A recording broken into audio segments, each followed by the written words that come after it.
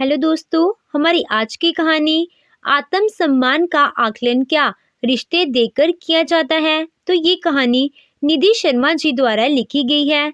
तो दोस्तों, कहानी पढ़कर जरूर सुनाइएगा कि आपकी इसके बारे में क्या राय है। पता नहीं बहू के माँ बाप ने उसकी सही जन्म टिप्पणी दी थी कि नहीं, वरना ऐसा कैसे हो सकता है कि बहू को अभी हमारे खानदान में रखे हुए 2.5 साल नहीं हुए कि हमारे बेटे मोहित की नौकरी चली जाए। इसका मतलब तो यही हुआ ना कि नेहा के कदम हमारे घर के लिए अच्छे नहीं हैं, क्योंकि हमारी पोती तो हमारे खानदान की हुई तो उसके कदम तो अशुभ हो ही नहीं सकते हैं, और वो तो अभी मुश्किल से 6 महीने की है। मुझे तो लगता है ये सब उस कुलछनी नेहा के अशुभ कदमों की वजह से हो रहा है। मुनमुन जी अपने पति कमलेश बाबू से कहती हैं। कमलेश बाबू बोले, ये किस जमाने की बात लेकर बैठ गई हो? शुभ अशुभ कुछ नहीं होता, वक्त वक्त की बात होती है, और जब अच्छा वक्त आकर चला जाता है तो ये बुरा वक्त भी चला ही जाएगा। तो बस हमारा जो फर्ज है उसे पूरा करते रहना चाहिए। और एक बात, बेटा बहू आप घर में आए हैं तो उनसे ऐसी फालतू की बातें मत करना, और गलती से भी बहू के सामने गुड़िया को लेकर तो ऐसी बातें करना ही मत, क्योंकि एक माँ अपने बारे में तो सब कुछ सुन सकती है, लेकिन अपनी बेटी के बारे में कुछ अशुभ बातें सुनना बर्दाश्त नहीं करेगी। इतना कहकर कमलेश बाबू घर से बाहर निकल गए। कमलेश बाबू का यूं बेटे बहू का पक्ष लेते देखा मुनमुन जी को अच्छा नहीं लगा और वो बड़बड़ाने लगी। तभी उनकी नज़र अपने घर के बाथरूम पर पड़ी और वो कहने लगी, मुझे पता है ये लाइट जलाकर कौन छोड़ गया होगा, अभी पूछती हूँ। इतना कहकर वो घर के अंदर गई। थोड़ी देर पहले नेहा ही बाथरूम से नहाकर निकली थी और जल्दी जल्दी में लाइट बंद करना भूल गई। नेहा अभी पूजा कर ही रही थी कि तभी वहां मुनमुन जी आकर बैठ गई और बड़बड़ाना शुरू कर दी। बत्ती तो ऐसे जलाकर छोड़ देती है जैसे बिजली मुफ्त में आती है। अरे, बिल भरना पड़े तो पता चले ना, पर कुछ लोगों को तो लगता है कि बिजली का बिल जैसे उनके मई वाले आकर बढ़ेंगे। हाँ, नेहा मायूस होकर सुनती रही और मंदिर का घंटी बजाने लगी। तो मुनमुन जी पीछे से बोली, घंटी बजा देने से किस्मत नहीं बदल जाती है। अब जिसकी फूटी किस्मत हो उसका भगवान भी भला क्या करे। नेहा पूरी कोशिश कर रही थी कि अपनी सास की बात ना सुनकर भगवान पर ध्यान लगाए, पर मुनमुन जी थी कि उसे 4 बातें सुनाने में लगी थी। उनकी बातें सुनकर पूजा करते हुए नेहा की आंखें भर आई। दरअसल नेहा की शादी को 2.5 साल हो चुके थे। 2 साल तक सब ठीक चला, फिर अचानक उसे के पति मोहित की नौकरी छूट गई और दोनों बेहद परेशान थे, क्योंकि नेहा की बेटी भी अभी 6 महीने की थी। मोहित के बहुत कोशिशों के बाद भी जब कोई नई नौकरी नहीं मिली तो उसने हार कर कमलेश बाबू से बात की थी। पापा, मैंने बहुत कोशिश की कि बात को संभाल लूं और अपनी जिम्मेदारी सही तरीके से निभाऊं, पर क्या करूं, लगता है अभी मेरे वक्त ही सही नहीं चल रहा है। समझ में नहीं आ रहा सब कुछ कैसे ठीक करूं, क्योंकि आमदनी तो कुछ हो नहीं रही है, ऊपर से यहाँ किराया, बिजली, पानी, सबका खर्चा। कमलेश बाबू ने मोहित का हौसला बंधाया और बोले, बेटा, जब मैं हूँ तो तुम इतना क्यों सोच रहे हो? ऐसा तो है नहीं कि तुम्हारे पास घर बार नहीं है। तो ऐसा करो, तुम यहाँ आ जाओ और दूसरी नौकरी की तलाश करो। बेटा मोहित, परेशान होने की कोई जरूरत नहीं है। अभी मेरे ख्याल से थोड़ा विराम लेना ही सही रहेगा। तो तुम बस अपने पूरे परिवार को लेकर यहाँ आ जाओ। बेटे की परेशानी की बात सुनकर मुनमुन जी बहुत परेशान हुई और कहने लगी, लगता है बहू के कदम ही अशुभ हैं।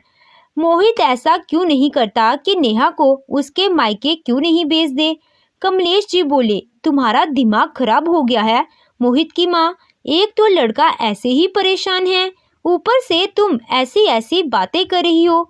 औरतों की यही परेशानी है, स्थिति को समझती नहीं और सबसे पहले मन की कड़वाहट को आगे रख देती हो। पर मुझे तो ये डर सता रहा है कि कहीं मोहित अब साथ में ना गिर जाए। इसीलिए तो मैं यथासंभव सहयोग कर रहा हूँ। बस बेटे और बहू की तो तुम भी अपने जुबान पर थोड़ी लगाम लगा कर रखना। पिता की बात मानकर मोहित अपने परिवार को लेकर घर आ गया। नेहा अपने ससुर का बहुत सम्मान करती थी। वो स्वभाव से अंतर्मुखी थी और जल्दी अपनी बात किसी से नहीं कह पाती थी। यहाँ तक कि बड़ों को पलटकर कभी जवाब तक देना उसके संस्कारों में नहीं था। इसी बात का फायदा मुनमुन जी अक्सर उठाती थी और नेहा को सुनाती रहती कि जब उनकी शादी हुई तो उनके आने के बाद कमलेश बाबू की तरक्की होती गई। पर कुछ बहू तो ऐसी है कि पति का चलता हुआ कामयाब ठप हो जाता है। मुनमुन जी की बातें नेहा को विषबाण की तरह सीधे हृदय पर आघात करती थी, पर वो चुपचाप सब सह लेती थी कि वक्त उसके पक्ष में जो नहीं था। एक रोज नेहा अपने पिता से फोन पर बातें कर रही थी। बाबूजी, आप चिंता मत कीजिए, मैं बिल्कुल ठीक हूँ। बस भगवान से प्रार्थना कीजिए कि आपके दामाद को नौकरी मिल जाए। अब नेहा की माँ तो थी नहीं, तो पिता से ही वो अपने मन की बातें साझा करती थी। ये देखकर मुनमुन जी पीछे से तंज कसती हुई बोली, अरे भाई, टेलीफोन का भी बिल आता है। मुफ्त में तो लोग पानी तक नहीं पूछते। तो अब कोई बचाना नहीं सीखे तो वक्त भी उसका कितना ही साथ देगा। बस किसी की खराब किस्मत यहाँ ना डेरा जमा ले। अपनी बात कहकर मुनमुन जी वहां से चली गई। दूसरी तरफ नेहा के बाबूजी ने शायद मुनमुन जी की कही हुई बातें सुन ली थी, तो उन्होंने बेटी को समझाते हुए कहा, बेटा, बस अपना कर्म करती जाओ। अच्छे कर्म हाथ की रेखाओं को भी बदल देते हैं, तो बस अपनी मेहनत और उस पर भरोसा रखो। नेहा बोली, बाबूजी, एक तो मैं पहले ही परेशान हूँ और ऊपर से माँ जी समय समय पर सुई चुभोती रहती हैं। आर्थिक परेशानी के कारण पापा जी ही हमारा सारा खर्च उठाते हैं और दूसरी तरफ माँ जी हैं जो हर वक्त एहसान की परतें चढ़ाती जाती हैं और मेरा आत्मसम्मान कुचलती रहती हैं। काश कि माँ जिंदा होती तो मैं ये सब बातें आपसे नहीं कहती, पर क्या करूँ, मेरा मन अंदर से इतना भर गया है कि। कहते कहते नेहा रोने लगी। फिर पिता ने समझा बुझाकर बेटी को शांत किया। अगले दिन किसी काम से नेहा कहीं बाहर जाने को निकलती तो मुनमुन जी 2-4 सामान लाने को कहकर बोली, ले आओगी ना? अरे, मैं तो भूल ही गई। तुम्हारे पास पैसे तो होंगे नहीं, पर कोई बात नहीं, जब सारा खर्चा मैं उठा ही रही हूँ तो इस खर्च के लिए मैं ही तुम्हें पैसे भी दे देती हूँ। वैसे भी अब हमारे घर का तो दुगना खर्च बढ़ ही गया है। अब पता नहीं बेचारे तुम्हारे ससुर जी की पेंशन से ये घर और कितने दिन चलेगा। आज एक बार फिर मुनमुन जी ने नेहा के आत्मसम्मान को फिर से झकझोर दिया था। वो कुछ न बोली, बस डबडराई आंखों से वहां से चली गई। पर कमलेश बाबू अपनी बहू की व्यथा उसके चेहरे पर पढ़कर मुनमुन जी से बोले, किसी का मन दुखाकर तुम्हें अच्छा लगता है क्या? क्यों हर बात का एहसास जताती हो बहू से? वो भी इस घर की सदस्य है, तो फिर क्यों उसके स्वाभिमान पर बार बार चोट करती हो? शायद तुम भूल रही हो मुनमुन, इस समय हमारे बच्चों का कठिन समय है, उनको हमारी जरूरत है और ऐसे में हम मदद नहीं करेंगे तो और कौन करेगा? भगवान की कृपा से हमारे पास सब कुछ है, किसी बात की कोई कमी नहीं है। फिर भी तुम उनका मनोबल बढ़ाने के बजाय हर रोज अपनी कड़वी बातों से तोड़ रही हो। मुनमुन जी कमलेश बाबू के मिजाज को देखकर चुप रह गई, पर वो उन सासों में से एक थी जो कभी सुधरने वाली नहीं थी। नेहा रसोई का सामान लेकर आई, फिर रात के खाने की तैयारी करने लगी। शाम में सबने पकोड़े और भजिया खा लिए थे, तो रात में थोड़ा खाना बच गया था, तो उस पर भी मुनमुन जी ने नेहा को सुनाया, मुफ्त का सामान है तो बर्बाद करती रहो, अपनी रकम लगती तो पता चलता तुम्हें कि कैसे जोड़ जोड़ के खर्च करना होता है। मुझे तो लगता है इन्हीं सब खर्चों की वजह से तुम अपनी गृहस्थी सही तरीके से संभाल नहीं पाई और अपने साथ साथ मेरे बेटे की नौकरी भी खा गई। ये आज की बात नहीं थी। ऐसे कटु वचन तो नेहा प्रतिदिन सुनती थी। हद तो तब हो गई जब मुनमुन जी ने मोहित से कहा, अगर तुमने शाम में कुछ खाया था और रात में कम खाना था तो अपनी बीवी से कह देते कि 2 रोटी कम बनाना। अब ये रात का बचा हुआ खाना कौन खाएगा सुबह में? रोहित के चेहरे पर उदासी छा गई तो नेहा ने झट से कहा, सुनिए, आप जाइए, सो जाइए। ये रोटी मैं कल सुबह खा लूंगी, बर्बाद नहीं होने दूंगी। इतना कहकर नेहा ने उस बात को वही खत्म किया। पर मोहित को यकीन नहीं हो रहा था कि उसकी माँ उसे 2 रोटी के लिए ताने दे रही है, और वो चुपचाप वहां से चला गया। नेहा बहुत ही अधिक मानसिक वेदना से गुजर रही थी। एक तो पति को दिन भर तनाव में देखती, दूसरी तरफ सासू माँ उसके आत्मसम्मान को तार तार करने से कभी चूकती नहीं थी। पर जब एक औरत के सुहाग पर प्रहार होता है तो वो रिश्तों की मर्यादा भी लांघ देती है। तो बड़ी हिम्मत करके नेहा ने हाथ जोड़कर मुनमुन जी से कहा, माँ जी, आप जानती हैं, छोटे बच्चे की वजह से मैं नौकरी भी नहीं कर पा रही हूँ, वरना आप लोगों को हमारी वजह से इतनी दिक्कत नहीं होती। बस आपसे इतनी ही विनती करूंगी, आपको जो कहना है मुझे कहिए, इनसे मत करिए, क्योंकि शायद आप नहीं जानती कि ये किस मानसिक तनाव से गुजर रहे हैं। अपनी बात कहकर नेहा जूठे बर्तनों को साफ करने लगी और मुनमुन जी गुस्से भरी नजर से उसे देखते हुए अपने कमरे में चली गई। रात की बात को लेकर मुनमुन जी अभी भी नेहा से नाराज थी, तो सुबह होते ही सबके सामने नेहा को सुनाते हुए बोली, मैं जब ब्याह करके आई थी तो इस घर में कुछ भी नहीं था। अरे, मेरे कदम बहुत ही शुभ थे इस घर के लिए, तभी तो मेरे घर में कदम रखते ही इस घर का नक्शा बदल गया। लेकिन तुम्हारे कदम, या फिर यूं कहूं कि तुम्हारी बेटी के कदम, शायद मोहित के लिए शुभ नहीं है, पर वो तो हमारे खानदान की है, फिर उसके कदम अशुभ नहीं हो सकते। जरूर तुम्हारे में ही कोई कमी है, तभी तो मोहित के साथ साथ हम सब लोग भी परेशान हैं। मुनमुन जी के मुंह से अपनी बेटी को अशुभ कहते हुए सुनकर नेहा से रहा नहीं गया। वो बोली, माँ जी, बच्चे तो भगवान के रूप होते हैं, फिर वो अशुभ कैसे हो सकती है? और यहाँ तक मेरी बात है तो मुझे तो समझ में नहीं आता कि इन सब में मेरी या मेरी बेटी की क्या गलती है। अब मुनमुन जी को जवाब मिलने लगा तो उन्होंने दूसरा टॉपिक उठाया और अपनी बेटी बबीता की किस्मत का बखान करना शुरू कर दी। हाँ, तो अब मेरी बबीता को देखो, वो भी अपने पति के लिए बहुत भाग्यशाली है। बबीता से शादी के बाद दामाद जी का व्यापार दिन दुगनी रात चुगनी बढ़ता ही जा रहा है। नेहा अपनी तरफ किया गया इशारा समझ गई और वो उनसे बहस नहीं करना चाहती थी, तो अपने घायल हुए आत्मसम्मान को आंसुओं का मरहम लगाने के लिए अपने कमरे में चली गई और रोने लगी। यही सब सुनते हुए और रोते हुए करीब 8-9 महीने बीत गए। पूरे 9-10 महीने के बाद आखिरकार मोहित की नौकरी मुंबई में लगी। तो कमलेश बाबू मोहित से बोले, बेटा मोहित, तुम्हें नौकरी मिल गई, ये जानकर मुझे बहुत खुशी हुई, और तुम यहाँ की चिंता मत करो, पहले वहाँ जाकर अपने रहने की पूरी व्यवस्था कर लो, फिर बहू और गुड़िया को लेकर जाना। मोहित को अपने पिता पर पूरा भरोसा था कि वो उसके परिवार का ध्यान रखेंगे। तो अगले ही दिन मोहित मुंबई के लिए निकल गया और 4-5 दिनों के बाद फोन करके नेहा को बोला, नेहा, तुम्हारी तपस्या सफल हुई। मैं जानता हूँ तुमने वहां रहकर कितनी तकलीफों का सामना किया है, पर बस अब तुम्हारी तकलीफों का अंत समझो।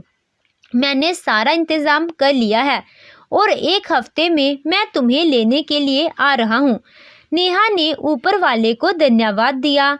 इसी बीच अचानक एक दिन बबीता अपने बेटे के साथ अपने मायके आई।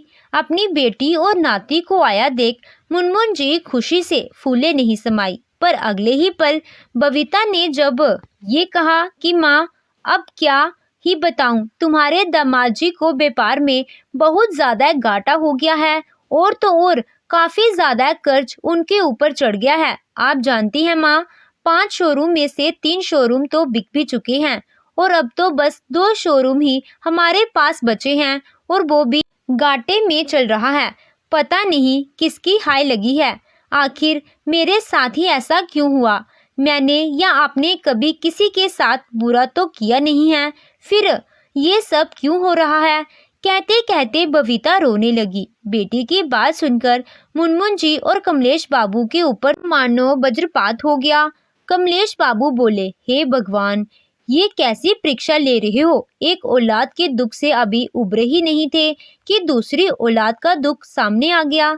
बबीता मुनमुन जी से कहने लगी, आपको पता है माँ, मेरी सास इन सब बातों के लिए मुझे जिम्मेदार ठहरा रही है और दिन रात मुझे ताने देती है और कोई मदद करती है तो बस एहसान गिनवाती रहती है कि मेरा परिवार उनके भरोसे पड़ रहा है। उन्होंने तो मेरे आत्मसम्मान को पूरा तार तार करके रख दिया है। बेटी की दुख भरी बातें सुनकर मुनमुन जी के मिजाज एकाएक से बदल गए और वो कहने लगी, भगवान, तुम्हारी सास औरत है कि जल्लाद?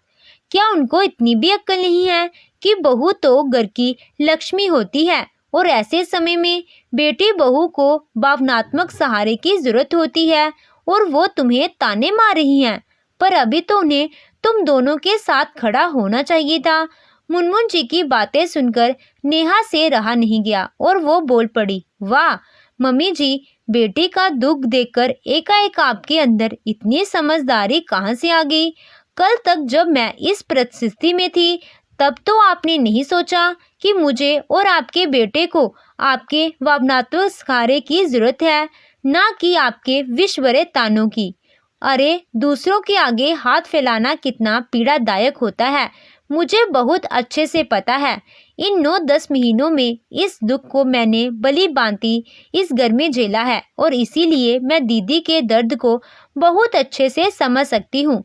लेकिन मेरा आत्मसम्मान तो इस घर में आज तक आपके तानों से लहूलुहान होकर पड़ा हुआ है, उसे तो आप कभी भी नहीं देख पाई। क्या आत्मसम्मान का आकलन रिश्ते देखकर किया जाता है? बेटी का सम्मान आत्मसम्मान होता है और बहू का आत्मसम्मान एक सास की नज़र में क्या कुछ भी नहीं होता? नेहा ने अपनी ननद से कहा, दीदी आप परेशान मत हो और आपका दुख मुझसे अधिक कोई नहीं समझ सकता, लेकिन जैसे मैंने इस कठिन समय को पार कर लिया है तो आप भी ये कठिन समय निकाल ही लेंगी और हम सब है ना, हम सब मिलकर इस कठिन समय में आपके साथ रहेंगे। नेहा की बात सुनकर कमलेश जी ने मुनमुन जी से कहा, देखा मुनमुन, ये होती है भले घर की बेटी। एक बात अच्छे से समझ लो, मनुष्य नहीं बल्कि समय बलवान होता है और समय कब पलट जाए कोई नहीं जानता।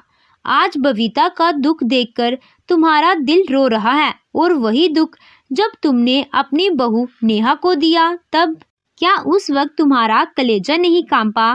फिर तुम में और तुम्हारी बेटी की सास में क्या फर्क रह गया?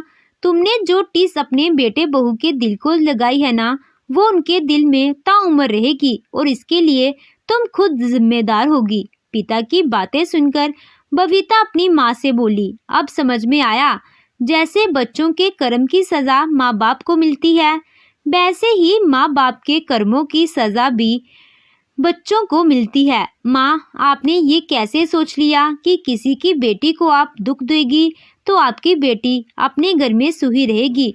भगवान का इंसाफ भी देखो, इधर भाभी के साथ जो आपने किया उधर मेरी सास ने मेरे साथ वही किया। मुनमुन जी पति और बेटी की बात सुनकर आत्मगिलानी से भर उठी। उन्हें ऐसा लगने लगा कि बहू के साथ उनकी करने की भरपाई अब उनकी बेटी भर रही है। वो मन ही मन दृढ़ निश्चय कर रही थी कि अपनी बेटी की स्थिति संभालने की और बहू के मन में अपने लिए जगह बनाने की वो एक आखिरी कोशिश तो जरूर करेंगी। और इतना सोचकर वो नेहा के सामने हाथ जोड़कर खड़ी हो गई और बोली, बहू, मैं अपने बर्ताव के लिए तुमसे माफी मांगती हूँ। अब तो तुम यहाँ से जाने वाली हो तो अपने मन में इन बातों को मत रखना, वरना मैं जीते जी मर जाऊंगी।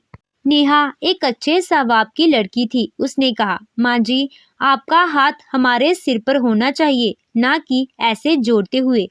तो मैं तो इस घर को और आप सबको अपना समझती हूँ, तभी तो इतने दिनों से यहाँ रह रही हूँ। बस इतना ही कहूँगी, हमारी नई पीढ़ी अब इस घर में आ चुकी है, तो हमें अपनी मानसिकता और अपने विचारों को बदलने की आवश्यकता है। इतना कहकर नेहा ने मुनमुन जी और बबीता दोनों को गले से लगा लिया, यह कहते हुए कि आगे सब अच्छा होगा, और अपने नए सफ़र पर चली गई।